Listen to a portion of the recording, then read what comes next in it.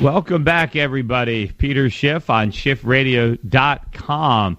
Anyway, joining me now is Jacob Geiger, who is a staff writer for the Richmond Times-Dispatch, and he writes for Politifact.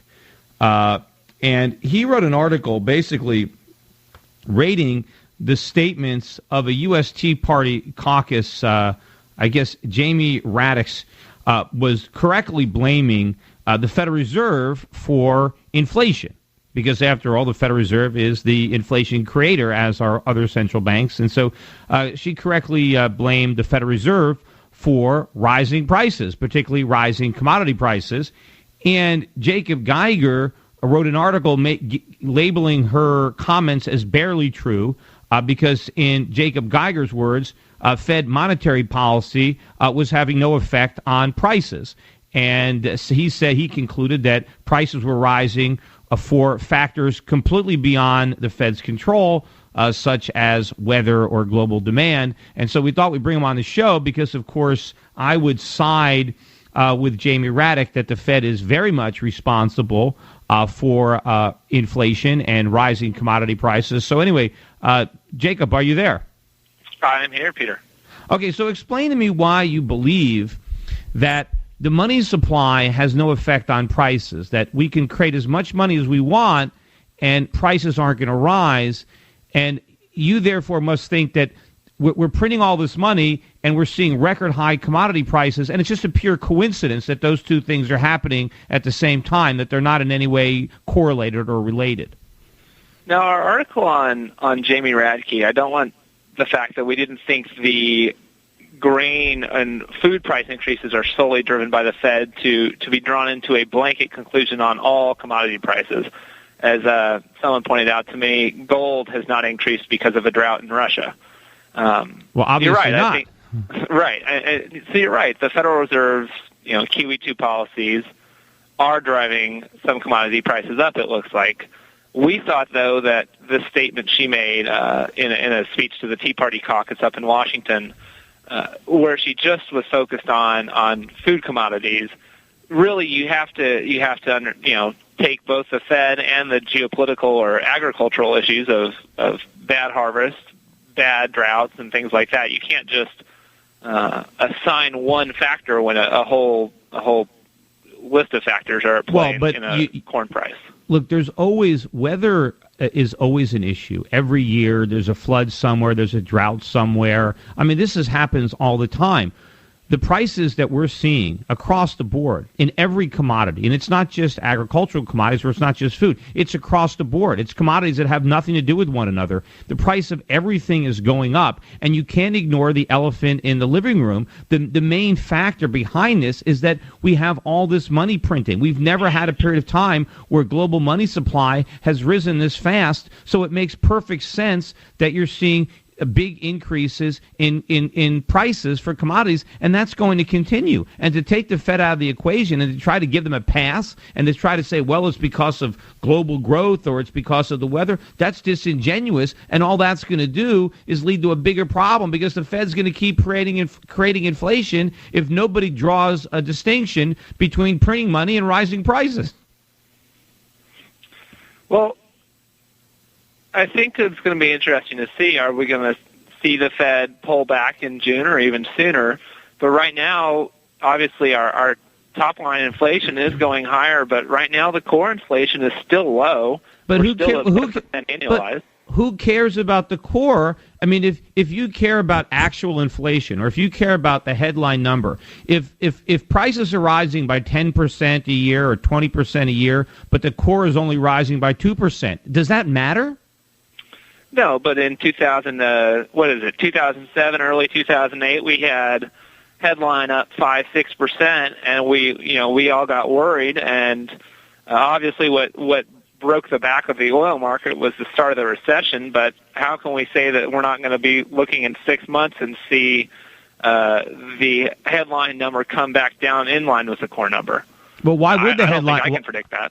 Well, I mean, it's not rocket science to predict it. I mean, in fact, the headline number is going to get higher because, see, one of the big things that's happening now is that foreign central banks that have been following the Fed's lead. You see, the Fed printed a lot of money, and that caused foreign central banks to print money too because they wanted to protect their exchange rates from rising because they were worried about exports. As a result, they have rising commodity prices abroad too because they made the same mistakes as the Fed. But now they're dealing with the rising prices that they helped create by tightening up on their money supply by raising their interest rates. And so now the dollar is falling. The dollar is now dropping rather sharply across the board, and that is going to put more upward pressure on the dollar price of commodities. That might bring down commodity prices in other currencies, so that will bring relief to foreign consumers, but that's going to turn up the heat on American consumers because now we're going to have to absorb the full impact of the inflation that we create. We can't export it to the rest of the world. It's just going to stick here. And so the headline number is going to get higher and higher and higher. In fact, we're going to look at record high headline inflation here before too long. What sort of timeline do you think we'll see on that? Are you thinking 2012, or is it going to be further out? Because you're right, as you say, when all of our commodities are dollar denominated, we're not going to get a break on that. Exactly. I mean, we got a break on it. You see, that's what, when I commented earlier on the show, St. Louis Fed President Bullard was on saying that, hey, that you can't blame global inflation on the Fed because foreign central banks made the decision not to let their currencies rise. Well, the reason that they had that decision to make is because we forced it on them. We debased our currency, and we forced them to choose to debase alongside of us. But now they recognize that that was a foolish choice, that the consequence of printing money is rising prices, and now that the people are protesting the results of inflation and rising prices, foreign central banks are going to let their currencies rise, but we're not doing that. We're content with letting the dollar fall, which means prices are going to have to go up. And it doesn't even matter, even if it never affects the core. Who cares about the core if food prices are doubling, if energy prices are doubling? Clothing prices, look where cotton's up. I mean, it's up like, double the limit today. Maybe they expanded. It looks like 14, 15 cents. But the price of everything is going to be going up. Yeah, it's an issue, and I think, though, that we're going to see at the end of the QE2, let's say it ends in June as it's currently slated to, what are we going to say if the prices keep going up after that? Where are we going to apportion the blame? The Fed will still be reinvesting some of its maturing proceeds, but they won't be making additional purchases at that point. Oh, sure they will. Well, first of all, you're assuming that the QE is going to end at the end of QE2. Yeah, I am assuming that. We don't know that. Well, I don't think it will because the Fed can't let it end because then who's going to buy all the bonds that the Treasury is selling? If the Fed doesn't buy them, who's going to buy them? Yeah, you talked with Bullard. Do you think, I didn't talk with him. I listened to him on CNBC. Oh, you were listening to him. Yeah, he wouldn't talk to me. Fisher and Evans and some of the other guys now on the committee who have just come on at the start of January 2011, I don't really see them as folks who would push for additional round of purchases, and I don't know that Bernanke would have the votes to push through additional Well, I think so. Well, remember, if they don't do it, then we're going to see a huge increase in interest rates, and we'll be back in recession. Home prices will be falling. The government's going to have a hard time selling its debt. When interest rates rise, that's going to mean the government's going to have to pay much higher interest rates on the deficits it has. So we're going to be right back in recession. We're going to see many of the banks that got bailed out failing again. Do you think the Fed really has the backbone to do the right thing this time when it's never done the right thing in the past? I wonder if they'll surprise us, I guess. Well, I don't believe in miracles. I think that the best determinant of what the Fed will do in the future is what they've done in the past. And I don't think they ever learn from their mistakes. I think we're getting QE3, we're getting QE4, and that's why prices are going to keep rising. Anyway, don't go away. We got more of the interview to come on Peter Schiff Radio. The Peter Schiff Show. Welcome back, everybody. This is Peter Schiff talking with Jacob Geiger about his article on Politifact criticizing Jamie Radtke's correct attribution, in my opinion, of blaming the Fed for rising prices. Mr. Geiger, let me just read one thing from your article and then talk specifically about what you wrote. You said, quote, "These price spikes are primarily being driven by droughts, floods, and rising global demand. And while the value of the dollar plays a role in these prices, Federal Reserve policy is just one factor in the greenback's value." Now, first, let me just talk about the second part of that sentence where you say the Federal Reserve policy is just one factor in the greenback's value. Wouldn't you say that Fed policy is the major factor in the dollar's value? After all, the Federal Reserve controls the supply of dollars and interest rates, and that's what determines what the dollar is worth. Sure, I'd say we could call it major or even the most important factor if you wanted to. Right, but in your quote, you said like, well, it's just one factor, as if there's a whole bunch and the Federal Reserve is just one. But in fact, it is the major factor in determining what the value of the dollar is, because the value of the dollar is depending on the supply of dollars and the cost of dollars, and both of those are controlled by the Fed. But number two, you said these price spikes are being primarily driven by drought and floods. Now, you also mentioned, though, that there are plenty of commodity prices. You know, silver prices are at a 30-year high. The weather is not impacting silver. There are plenty of commodities that are rising in prices that have nothing to do with the weather. So if you're getting commodity prices rising across the board, whether or not there are any droughts or floods, couldn't you conclude that maybe it's something else that's driving prices and not weather? Right. Well, the problem with this is what we were grading our statement on is we only will grade on what someone says. So we focus on her talk about agricultural commodities.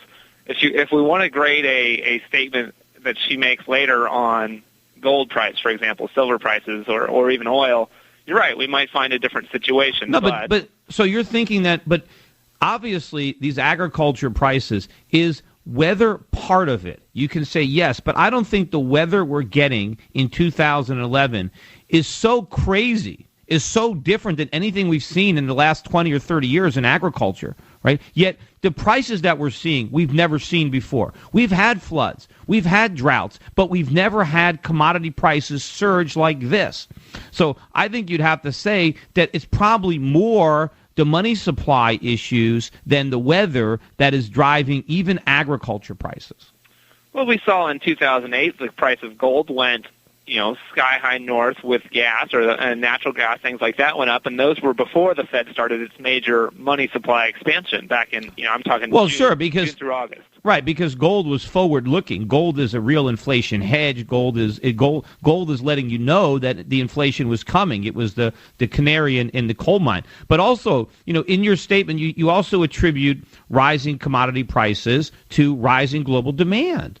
But, where's the demand coming from? How is it that the world can demand more commodities? Well, they have more money.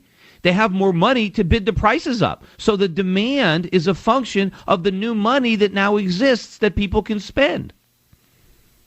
Well, if we're talking about the Fed money, we can't also ignore the gigantic economic growth of China and the million people added to the middle class every so often. But economic growth doesn't cause prices to rise, because when economies are growing, they're producing more. You get more supply when you have economic growth. See, what causes prices to rise is money supply growth. Economic growth brings prices down. It's money supply growth that brings prices up, and that's what's happening. You're focusing on demand that is a function of new money printing, not demand that is a function of new crop production.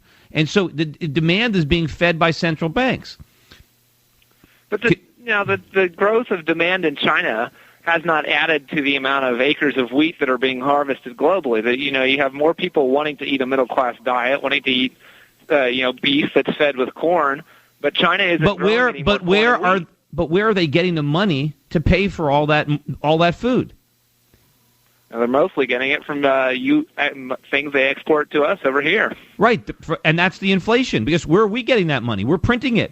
So China's selling us products, and we're printing money to pay for them, and then the Chinese are taking that money that we printed and use it to buy food. So they're bidding up the food prices with the money we created. That's exactly the point that was made by Jamie Radtke. You take the Fed out of the equation, take all this money out of the equation, and that the prices wouldn't be going up. Now, so you're attributing the entire economic growth of the U.S., which leads to China, importing more Chinese products, to the Federal Reserve, though. No, I don't think we have economic growth in the United States. I think the illusion of growth is being created by the monetary policy of the Federal Reserve, but our economy is not really growing. All we're doing is printing money and spending it. But that's not growth.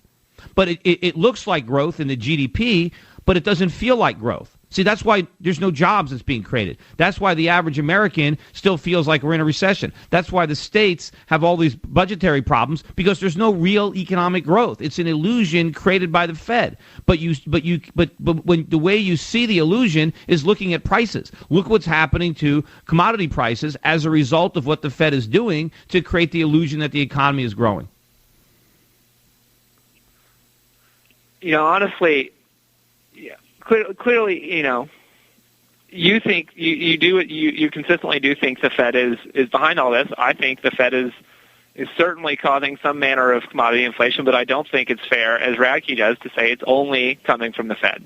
Well, I think that you'd have to admit that when you're saying, you just admitted to me that you thought the Federal Reserve policy was the primary factor in determining the dollar's value. It's not just one of many, it's the primary factor, right?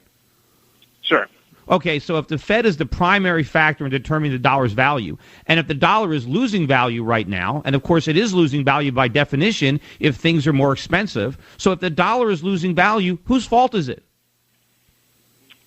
I guess we'll say the Fed, but even hold on a second. So if it's the Fed, then what? Maybe I think you owe her an apology. Don't you think you should write another article saying, you know what, she was actually being pretty truthful, because you just admitted to me that it's the Fed that is the greatest determination of the dollar's value. The dollar is losing value as measured by agricultural commodities, and so that's the Fed's fault. And she's right. But the dollar hasn't had a 69% decline in value, which is what we've seen corn prices go up. That's dollar is a portion of that increase. No, what are you? What are you measuring the dollar's decline against? If you are, let's measure it against the basket. The currency basket. Measure it against no. Because all those currencies are declining too, because they've all printed money too. See, that's the problem. But if you measure the dollar's value in gold, if you measure the dollar's value in silver, then it has had that big decline. In fact, if you measure the price of corn in silver, it's not going up. If you measure the price of wheat in silver, it's not going up. It's only when you measure it in the dollar that it's going up. And that shows you that it's not the weather, it's not demand, it's inflation. The dollar is losing value. The euro is losing value. The yen is losing value. The RMB is losing value. Why are all these currencies losing value? Because they're all printing. And why are they all printing? Because they're all following Bernanke's lead, because we've got the reserve currency. But what's about to change is the other currencies are breaking ranks. They are surrendering in the currency war. They're going to let America win, which means America loses. They're letting their currencies go up, and now the prices for Americans are going to rise much faster because they're going to be coming down for everybody else. Do you see that? But you're predicating all that on the assumption that QE3 or however many it would be at this point is going to come along in July. Well, yeah. Well, you think the Fed? Well, I think the Fed is going to stay irresponsible. You think the Fed is going to tighten up on money supply, sell treasuries, sell mortgage-backed securities, and bring us back into recession. Is that what you think? Just moving to a passive policy is going to lead to passive tightening if they stop buying more. But how are they going to tighten? We've got a $1.6 trillion deficit this year. We've got the Fed has got interest rates that the deficit financed with T-bills. You've got all these Americans with adjustable rate mortgages. You've got all these banks that are loaded up with long-term bonds. You think the Fed is going to jack up interest rates and force these banks into insolvency, force the U.S. government into bankruptcy? Is the Fed really going to do that? I mean, they're going to keep issuing bills, but they're not going to have to buy them all up. I mean, of course they are. And they still have foreign buyers. Who is going to buy them? Are you going to buy any treasuries? Well, China's going to buy them just like they have for the last decade. No, they don't want to buy. They can't buy them anymore. You understand? The world can't keep buying our debt because then they have to keep printing money. See, right now they're more focused on inflation. They can't fight inflation and buy our debt at the same time because buying our debt is creating the inflation. Anyway, look, thanks for being my guest. I did think you admit, though, I think you owe Jamie Radtke an apology. I really do. But, hey, thanks for your support, for coming on the show. Don't go, everybody. We've got a whole hour left to come of Schiff Radio, Peter Schiff Show on schiffradio.com. I will be taking your calls.